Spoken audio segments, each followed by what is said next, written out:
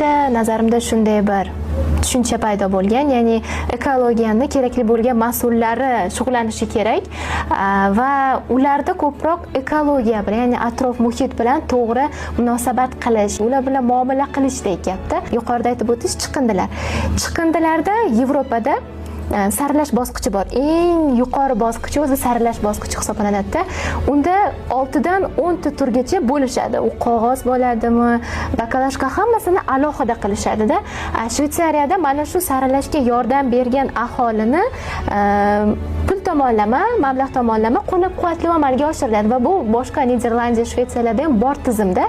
Bitta mas'ul mutaxassis aytgandilar, bizda oilada shunday narsa bor, farzandimga saralash bosqichini o'rgataman. Ya'ni shu bakalashkani-yu qog'ozlarni ajratishni o'rgataman deydi. Lekin aholini 100% dan buni necha foizigina, ya'ni 10% ham chiqmaydi aslida. Va agarda mana o'sha poligon joylarini inobatga oladigan bo'lsak, chiqindilar tashlanadigan joylar to'lib toshganda ham poligonlar bo'shatishga ulgurmayapti. Mas'ullarimiz ham poligonlarni bo'shatishga ulgurmayapti.